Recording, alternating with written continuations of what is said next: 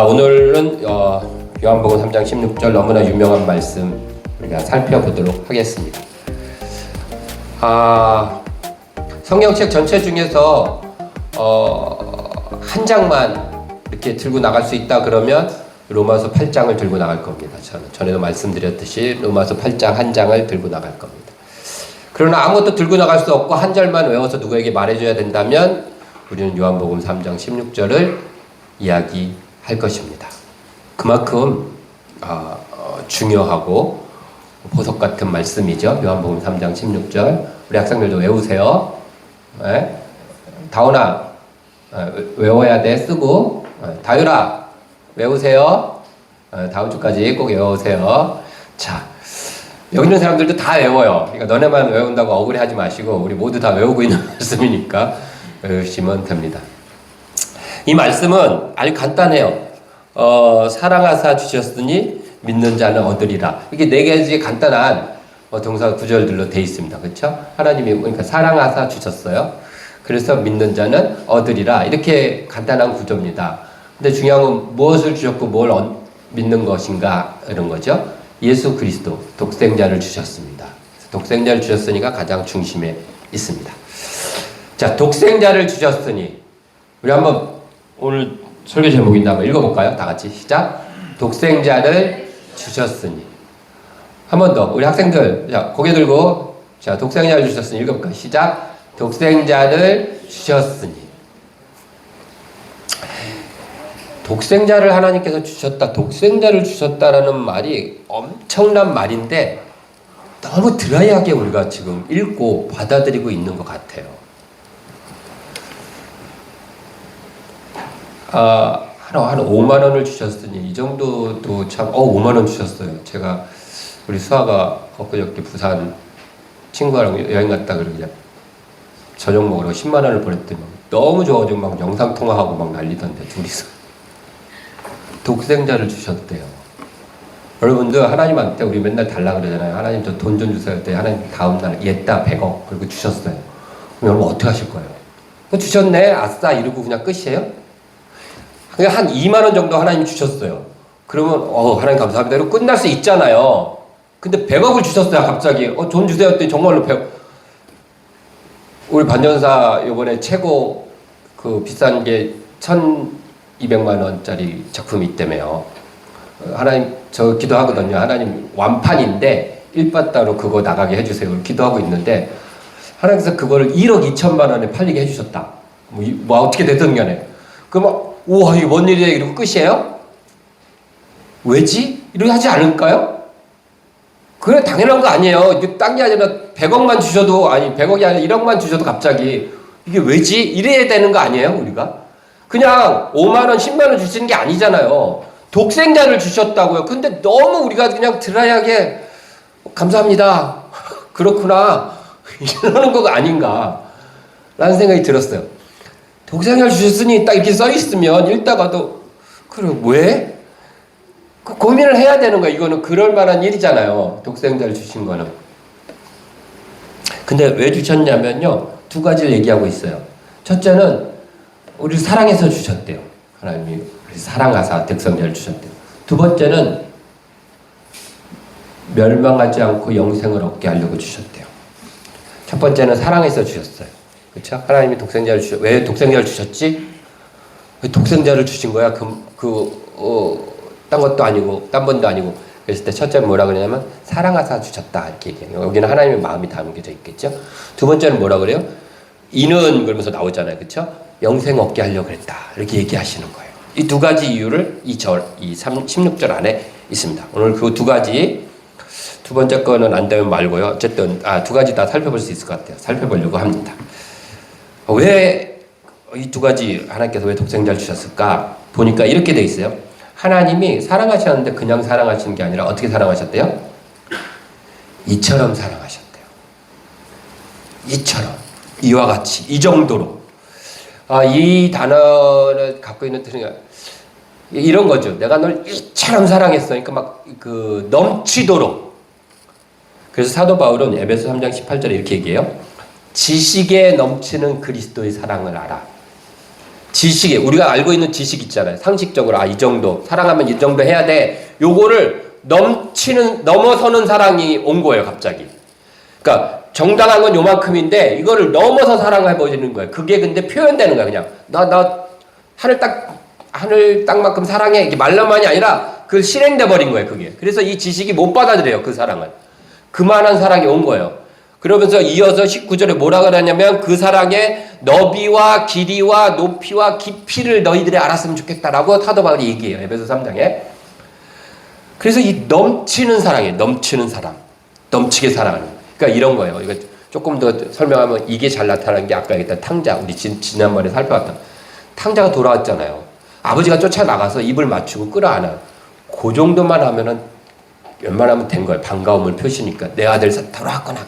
근데 거기서 끝나지 않아요, 그 아버지는. 어떻게 해요? 반지 끼우고, 소잡아라, 동네 사람 다 불러서 잔치해요. 뭐 성공해서 돌아왔어요? 뭐 서울대 합격이라도 하고 돌아온 거예요? 아니잖아요. 그러니까 이 지식적으로, 상식적으로 이해가 안 가는 넘치게 사랑한다는 게 그런 거예요. 그냥 반지 껴주고, 그냥 입 맞추고 잘 왔어. 이렇게 환영만 해줘도 돼. 그 정도면 딱 적당한 거예요. 그것도 과한 거죠. 그런데 그게 아니라 온 동네 사람이 다 불러서 잔치하고 소잡고 막 하는 거예요. 근데 이게 오버하는 게 아니라 그만큼 사랑하기 때문에 이게 어떻게 하실 수가 없는 거예요. 절제가 안 돼요. 우리는 그래서 로마서 8장 32절에 이렇게 얘기해요. 로마서 8장은 사실은 요한복음 3장 16절에 대한 바울식 해석이에요. 근데 로마서 8장 32절에 이렇게 얘기합니다. 자기 아들을 아끼지 아니하시고 우리 모든 사람을 위하여 내주시니가 어찌 그 아들과 함께 이 모든 것을 우리에게 주시지 아니하겠느냐라고 얘기하세요. 여기 모든 것을 자기 아들을 아끼지 아니하고 우리에게 주셨기 때문에 모든 걸 다 주신다라는 얘기예요. 그러니까 넘치게 우리 지식을 넘어서게끔 하나님 우리를 사랑하시기 때문에 그렇게 되는 거예요. 하나님 이만큼 주세요. 그러면 하나님께서 그 이상을 주는 거예요. 그렇죠? 우리가 기도하는 것보다 더욱더 응답하실 하나님, 우리 찬양하잖아요. 근데 이게 그냥 하나님이 과해서가 아니라 하나님은 그런 분이세요. 하나님이 우리에게 향하신 하나님의 마음. 근데 우리는 하나님 대한 우리의 마음은 가끔은 적당히 여기까지 할 만큼 이러잖아요. 그럴 때도 있잖아요. 우리 하나님 1순위예요. 아까 고백했지만 제가 그렇게 기도했을 때 여기 있는 분 한 분도 목사님 저는 안 그래요 할 분 없었을 거예요. 저도 비록 그렇게 표현을 못하고 그렇게 살지는 못해도 내 마음속에 하나님은 언제나 1번, 0번입니다. 이렇게 우리는 마음 갖고 있잖아요. 그렇죠? 그런데 그럼에도 불구하고 우리는 살면서 하나님 앞에 하는 일들에 대해서 하나님 여기까지만 나 그냥 할 만큼 했어요. 이렇게 되죠. 적당히 이 정도면 충분하다. 라고 얘기해요. 그런데 하나님께서는 그렇지 않아요. 하나님께서는 넘치게 영원히 끝까지 죽기까지 모든 것을 이렇게 해요. 우리에 대한 하나님의 사랑. 그런데 여기 이제 본론으로 들어가. 이게 서론이에요. 본론 들어갑니다. 그 앞에 한 단어가 더 붙었어요. 뭐라고요? 하나님이 세상을 이처럼 사랑하셨다.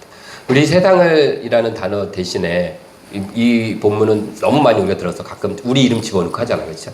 하나님께서 나를 이창을 이처럼 사랑하사 독생자를 주셨어요. 은혜스럽고 너무 좋아. 날 이만큼 사랑하셨어. 정말 넘치도록. 좋죠? 맞아요. 그렇게들 하세요. 그러나 그렇게 할 수도 있는 거지 그렇게 쓰여지진 않았어요. 예수님 말씀. 뭐라고 돼 있어요? 세상을이라고 돼 있어요. 남하늘이 아니에요. 이창우 마늘이 아니라 반민수 마늘이 아니라 옆에 앉아있는 사람들 보세요. 세상에 있는 이 사람들을. 이 사람들은 그래도 괜찮아요. 우리 목요일마다 저기 기도하러 오면 저 건너편에 빨간불 켜져 갖고서 놀다 가세요 하고 있는 저 분들도 그 세상을 속에는 들어가는 거거든요. 여기가 문제가 돼요. 우리 나만을 사랑했으면 좋겠어요. 아니면 내가 인정하는 사람 정도까지만 사랑했으면 좋겠어요. 그렇지 않나요? 그것도 적당히 사랑하니까 이렇게 넘치도록 사랑한대요. 남자친구가 태준이가 수아한테 100만 원짜리를 선물했어요. 너무 좋죠. 그죠? 근데 보는 여자들한테 다 100만 원짜리 선물했어요. 너무 좋아요? 갑자기 화나죠? 왜요? 잘못했어요. 왜? 나만 살아가면 너무 좋아요. 하나님이 넘치도록 사니까 너무 행복한데 세상을 이래요. 왜요? 아빠가 용돈을 줍니다. 1등 했어요. 시험 1등 하고 딱 왔어요. 100점 맞았다고 10만 원 용돈을 줬어. 근데 동생이 가져왔는데 50점 맞았어. 내가 똑같이 10만 원을 주는 거야. 옆에서 그냥 놀고 있던 막내는 시험도 안 봤는데 걔도 10만 원을 주는 거예요. 여기까지는 좀 기분은 나쁘지만 그럴만해. 그래 아빠가 갑자기 벌써 나가더니 옆집 사는 맨날 나 괴롭히는 애한테 걔도 10만 원을 주는 거예요. 여러분 마음 어떠세요? 괜찮으세요? 우리 아빠가 왜 그래? 이러지 않을까요? 이게 그 탕자 형의 마음이에요. 탕자 형이 왜 화났어요? 누구한테 화났어요? 탕자한테 화가 났어요? 아버지한테 화가 났어요? 아버지한테 화가 났어요. 왜요? 잘못은 탕자가 했는데. 자기가 생각하기에는 쟤는 자격이 없어. 내가 생각해 내 형제 동생들까지는 그래도 그래. 얘는 50점밖에 못 맞았지만 그 자식이니까 내 동생이니까 그것까지 인정해준단 말이에요. 근데 옆집에는 아무 자식도 없어. 맨날 나 괴롭히는데 나는 뭐 때리는데 근데 왜 걔를 우리 아빠 맞아? 왜 걔한테 10만 원을 줘? 그렇게 되는 거예요. 그럼 우리는 어느 순간 어디가 있어요? 탕자 형이 돼 있는 거죠. 근데 오늘 본문은 분명히 얘기했어요. 하나님께서 너희를 이렇게 안 하고 세상을 이처럼 사랑하셨대요. 세상은 좀 적당히 사랑하셨으면 더 좋았을 텐데 하나님이 세상을 절반만 사랑하셨다 이러면 참 좋았을 텐데 이처럼 사랑하셨다는 거예요. 나를 사랑하시는 거랑 동일하게 독생자를 줄 정도로 넘치도록 사랑해버리신 거예요. 좀 안 그러셨으면 좋았을 텐데 그런 거예요.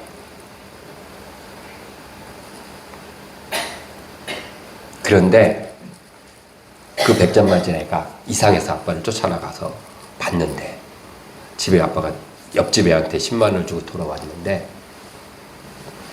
너무 아빠 기분 좋아하시는 거예요.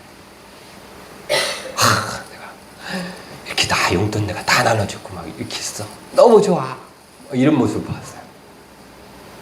그럼 어떨까요? 좀 덜 속상하지 않을까요? 왜 쟤한테도 줘? 그랬는데 그 아버지가 너무 좋아하는 거예요. 그걸.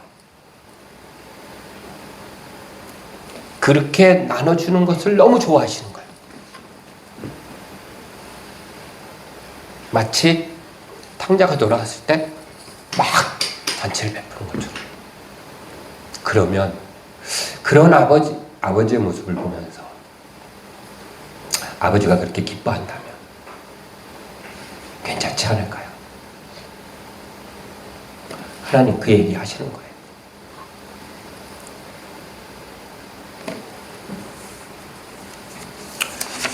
오늘 읽은 본문을 조금 더 읽으면 이렇게 되어 있습니다. 17절에 보면 같이 읽겠습니다. 하나님이 그 아들을 세상에 보내신 것은 세상을 심판하려 하심이 아니요 그로 말미암아 세상이 구원을 받게 하려 하시니라. 하나님은 예수를 심판하러 보내지 않으셨다 그래요. 그런데 우리는 그 예수 때문에 세상을 심판하고 있지는 않으십니까?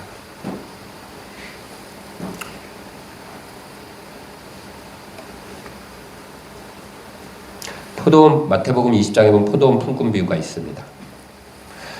새벽부터 온 사람과 일 끝나기 1시간 전에 온 사람 주인이 어떻게 했어요? 똑같이 품삯을 줬어요. 그랬더니 새벽부터 가고 일했던 사람이 왜 우리 저렇게 똑같이 줍니까? 이렇게 얘기를 했어요. 지금 마치 이 상황이죠? 그때 그 주인이 한 얘기가 마태복음 20장 15절 어떻게 해요? 내가 선함으로 네가 악하게 보느냐. 내가 선하게 행한 것이 내가 불의를 행한 게 아니라 내가 올바르게 행한 것이 너를 불편하게 하고 있느냐? 라고 얘기해요. 저는 이 말씀 되게 무서운 말씀을 우리가 기억해야 될 말씀이라고 생각해요. 우리도 어느 순간 세상을 향하여 심판하고 있을 수 있어요. 내 기준에 맞지 않으면. 내가 생각하기에 아닌 것 같으면 하나님도 아니셔야 되는 거죠. 근데 그걸 베푸니까 그건 분명히 선하고 옳은 건데 굉장히 은혜스러운 건데 난 그게 불편한 거예요. 하나님이 막 불의하고 하나님이 막 잘못하셔가지고 내가 불편한 게 아니라 내가 믿는 하나님이 너무 선하고 공평하고 옳게 하시는 것 때문에 내가 불편해. 하나님 왜 저 사람은 이렇게 기도할 때마다 다 들어주시고 복을 받는데 왜 나는 안 들어주세요? 이 말은 틀린 거예요. 그래서 그런 거잖아요. 그 사람도 이처럼 사랑하신 사람이에요. 교회 안에서도 마찬가지고. 1994년도 미국의 연쇄살인범 제프리 다머라는 사람이 11월 달에 죽었어요. 이 사람은요 동성애자였고요. 동성애자였기 때문에 남자들, 특히 흑인 남자들을 납치해서 17명 죽였어요. 토막 내고 냉장고에 넣어놓고 고기를 뜯어먹고 그랬어요. 잡혔어요. 잡혀가지고 1994년 5월 달에 교도소, 콜롬비아에 있는 고속교도소에 갇혔어요. 근데 그곳에서 이 사람이, 백인이에요, 이 사람은. 이 사람이 예수를 믿게 됐어요. 매일 성경책을 읽어요. 그리고 결국 세례를 받았고 예수 그리스도인이 됐어요. 그리고 나서 6개월 만인 11월 달에 죽었어요. 어떻게 죽었냐면 같은 사형수였던 어떤 사람이 식당에서 나오는데 쇠 파이프로 때려 죽였어요. 그냥. 너 같은 놈 죽어야 되고 죽인 거예요. 근데 이제 그것을 뉴스에 이제 보도가 됐어요. 문제는 거기서부터 시작돼요. 그 뉴스를 보고 그 진행한 아나운서가 그걸 막 얘기를 해주는데 그걸 보고 있던 사람들이 얘기하는 거예요. 너무 쉽게 죽었다 이거야. 그런 악독한 놈이 더 고통받고 더 교도소 생활을 오래 하고 그러다 죽어야 되는데 저렇게 너무 쉽게 죽었다는 거죠. 근데 어떤 그 사건을 보도하는데 한 목사님이 나오셔서 그 사람이 사실은 6개월 전에 세례받고 그리스도인이 되었습니다. 그 사람도 천국에 갔을 것입니다. 이렇게 얘기를 하니까 난리가 난 거예요. 그래서 근데 그 앞거는 그 아나운서가 그 뉴스를 마치면서 오늘 밤 이 뉴스를 듣는 사람들 중에 단 한 사람도 마음 편하게 이 TV 앞을 떠나는 사람은 없을 것입니다. 이렇게 크로징을 한 거예요. 그 소식을 듣는 이 못된 연쇄살인마가 그렇게 쉽게 죽었고 또 예수 믿고 구원받았다는 이 소식을 듣는 모든 사람이 마음 불편한다는 거죠.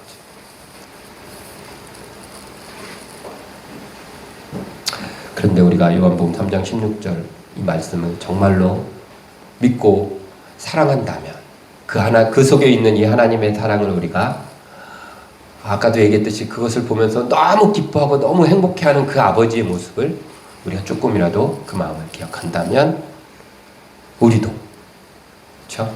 우리도 그 마음을 좀 공감했으면 좋겠습니다. 그게 여기에 있는 하나님의 마음이에요. 두 번째는 영생을 얻게 하려 합니다. 보면요 여기 이렇게 돼 있어요. 그 앞에 한 또 문자가 붙죠. 그냥 영생을 얻게 하는 게 아니라 그를 믿는 자마다 어떻게 해요? 멸망하지 않고. 왜 하나님께서 독생자를 주셨냐면요 절대로 내가 너희들 멸망시키지 않겠다라는 하나님의 의지가 담겨져 있는 거예요. 그냥 선지자 뭐 사무엘이고 누구간에 이사야건 대선지자 정도는 안 되고 내 아들 하나밖에 없는 내 아들이 직접 가서 어떤 일이 있어도 내가 선택한 너네들은 단 한 명도 멸망시키지 않겠다라는 하나님의 의지가 들어있는 거예요. 그래서 멸망하지 않게 해야겠다라는 그 하나님의 의지가 그 속에는 있습니다. 이 이야기는 이 구절은 근데 한 사건 속에서 나온 말씀이에요. 누구랑의 사건일까요? 요한복음 3장 1절에 보면 니고데모의 사건 속에 나옵니다. 니고데모가 찾아왔어요. 니고데모는 누구냐면요. 요한복음 1장에 보면 뭐라고 나와요? 3장 1절에 보면 뭐라고 나와요? 3장 1절 그런데 바리새인 중에 니고데모라 하는 사람이 있으니 유대인의 지도자라. 바리새인이고 지도자예요. 여러분 바리새인은 하나님의 율법을 그 당시 굉장히 열심히 잘 지키려는 사람이고 또 지도자니까 율법을 잘 알아서 남들에게 가르쳐주기도 하고 그들을 이끄는 사람입니다. 그런 사람인 니고데모가 예수님 앞에 왔어요. 밤에. 왜 왔을까요? 뭔가 자기가 알고 있는 율법을 열심히 지키고 막 3일에 한 번씩 금식하고 막 모든 거 11조 다 내고 모든 열심히 지키는데도 불구하고 뭔가 불안한 게 있는 거예요. 내가 이렇게 하면 정말 내가 구원받는 건가? 뭐 이런, 근데 자기가 보기에는 그렇지 않은 것 같은데 하나님으로부터 온 사람 같아 어떤 예수 그리스도라는 선지자가 있는 거죠. 그러니까 뭔가 답을 찾기 위해서 왔겠죠. 그 속에는 불안함과 그런 것들이 있어요. 확신을 향한 어떤 갈망 같은 게 있었을 거예요. 뭔가 확실한 뭔가를 내가 갖고 가야지. 그리고 저 사람한테 답을 얻을까? 왔어요. 근데 예수님께서 뭐라 그러냐면 어떻게 해야 됩니까? 라고 했더니 예수님 하신 말씀 뭐예요? 거듭나야 된다 이렇게 얘기해요. 그렇죠? 이 거듭나다라는 말이 우리나라 거듭나다라는 말은 조금 뉘앙스가 이제 변절이 됐어요. 원래 있는 단어는 뭐예요? 다시 태어나야 된다 이 말이에요. 정말로. 그런데 다시 태어나야 된다라고 얘기하니까 니고데모가 뭐라고 그래요? 아니 어떻게 사람이 다시 태어납니까? 뭐 엄마 뱃속에 들어가서 다시 나옵니까? 이렇게 얘기를 해요. 바리새인들은 부활을 믿었나요? 안 믿었나요? 믿었어요. 네, 사두개인들은 안 믿었고요. 네. 그럼 이 사람들은 죽었다가 다시 살아나는 건 믿어요. 그걸 믿는 사람들이 다시 태어나는 거, 뭐 회기도 아니고 요즘 회기가 유행이죠. 막 소설 같은 거 보고 웹소설 보고 막 회기해갖고 막 하는 거. 근데 어쨌든 다시 태어난다. 이건 이해가 안 간 거예요. 그래서 엄마 뱃속에 들어가서 다시 나옵니까? 라고 물어봐요. 그렇죠? 우리가 생각할 때는 다시 태어난다 그러면 우린 쉽잖아요. 우리 어떻게 생각해요? 새로워진다. 그렇죠? 이렇게 생각해요. 니고데모가 지금 예수님 앞에 그 말을 들을 때는 그 느낌이 아니었던 거예요. 니고데모가 그 정도 몰랐을까요? 바리새인이 새로워지라고요? 저한테? 새 사람이 되라고? 새로운 마음 먹으라고요? 이렇게 할 수 있었잖아요. 그렇게 받아들일 수 있었을 거 아니야. 근데 니고데모는 예수님의 말의 뉘앙스를 그렇게 받아들이지 않았어요. 정말로 다시 태어나는 것으로 받아들인 거예요. 니고데모가 우리보다 멍청하지 않아요. 그렇잖아요. 그래서 제가 거듭난이라는 단어보다는 다시 태어난이라는 단어가 훨씬 더 정확하다, 의미 전달이 맞겠다 생각해요. 거듭난, 나는 오늘부터 거듭났어. 이렇게 얘기하잖아요, 우리 쉽게. 근데 그 의미가 아니었던 거죠. 그 뉘앙스 자체가. 다시 태어나는. 뭐야? 종이 바뀌어야 되는 거예요. 내 태도가 바뀌고 마음 상태가 바뀌는 게 아니라 내 종이 바뀌어버려야 되는 거예요. 다시 시작돼야 되는 거예요, 정말로. 그럼 이걸 어떻게 해요? 못해요, 나는.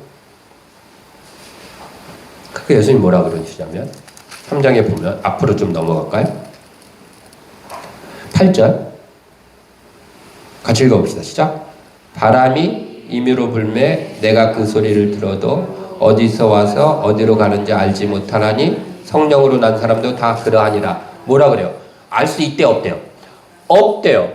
뭘 알고 싶어서 니고데모가 왔는데 예수님께서 얘기하는 게 그거는 네가 생각하는 그런 식으로 알 수 있는 게 아니고 네가 하는 게 아니야 라고 얘기를 해요. 그러면서 예수님께서 어떤 14절에 무슨 얘기를 하시냐면 모세가 놋뱀을 든 걸 얘기해요. 민수기 21장에 나오는 거예요. 21장에 나오는 얘기죠. 모세가 놋뱀을 든 사건을 얘기해요. 광야에서 이스라엘 백성들이 막 불만을 하니까 갑자기 하나님께서 뱀을 보냈어요. 불뱀을. 그래가지고 광야에서 뱀이 나와서 이스라엘 백성들 막 물어 뜯었어요. 그러니까 물으니까 온몸에 막 열이 올라와서 죽는 거예요. 불뱀은 그 당시에. 그랬더니 막 살려주세요 그러고 하니까는 모세가 하나님 앞에 기도하죠. 하나님 뭐라 그래요? 놋으로 뱀을 만들어서 장대에 달아라. 이 놋뱀을 바라보는 사람은 물렸어도 살 것이다 라고 얘기했어요. 그랬더니 뱀에 물렸던 사람들 속에서 놋뱀을 바라보는 자들이 있었다는 거예요. 그리고 그들은 다 고침을 받고 살았다는 거예요. 자, 그 얘기 예수님이 14절 하세요. 그거랑 유사하다 그래요. 그 얘기겠죠? 근데 생각해보세요.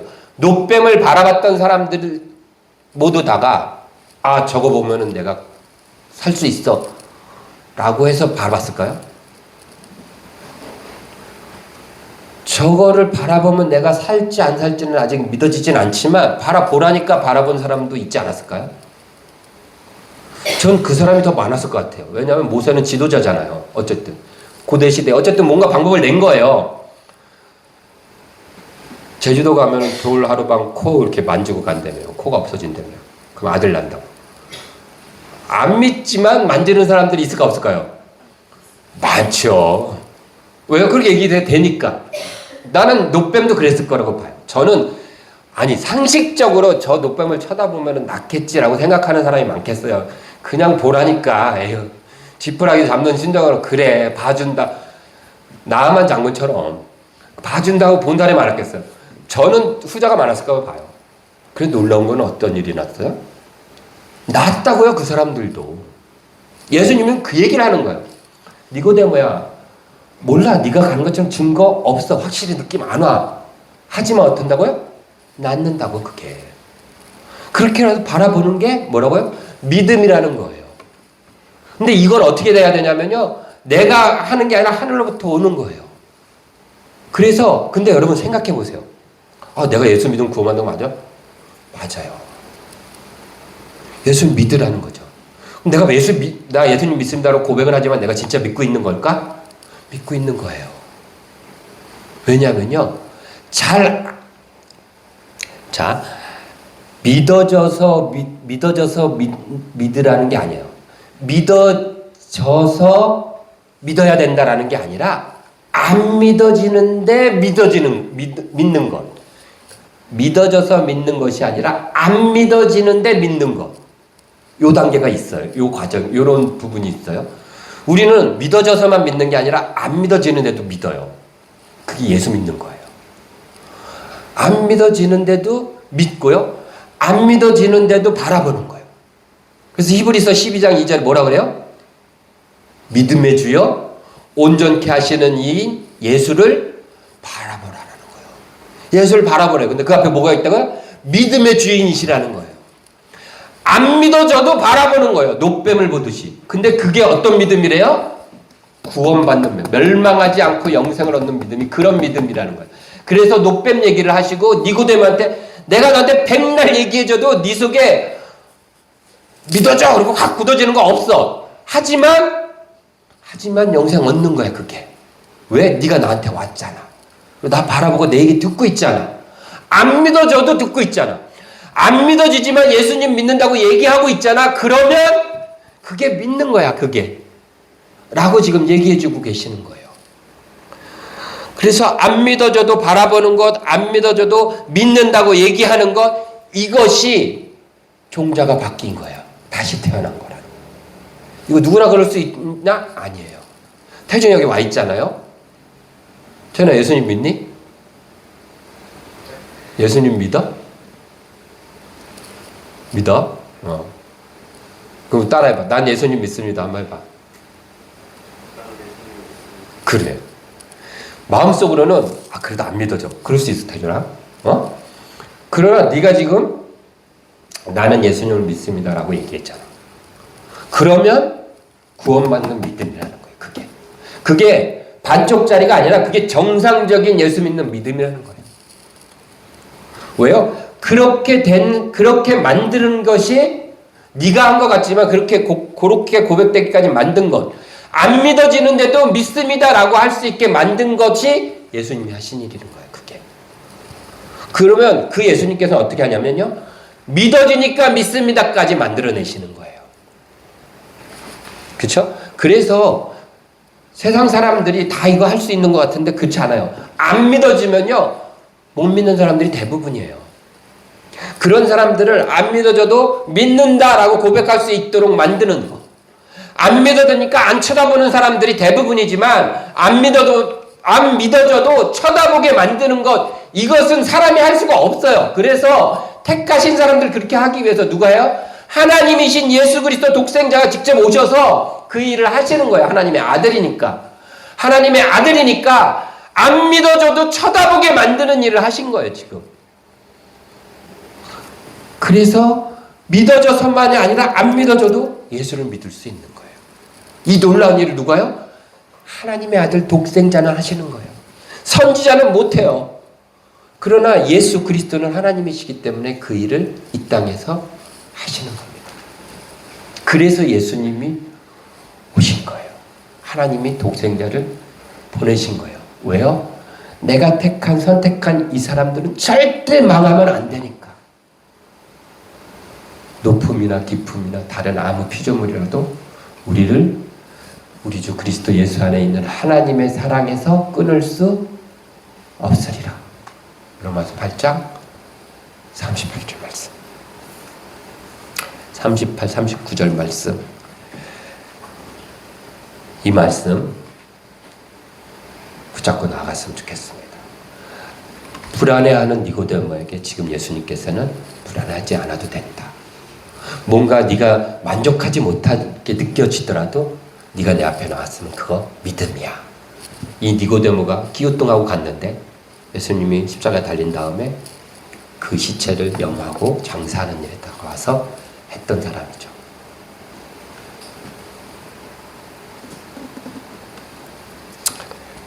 결론을 설교를 마무리하겠습니다. 여러분, 제가 이런 얘기 한 거 있어요. 영생이 뭐라 그랬죠? 영생.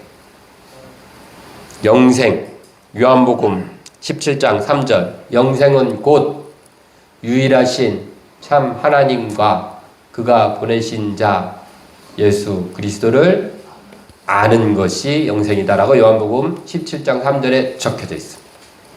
하나님의 이름 뭘까요? 그거랑 똑같은 개념이죠. 하나님의 이름 뭐예요?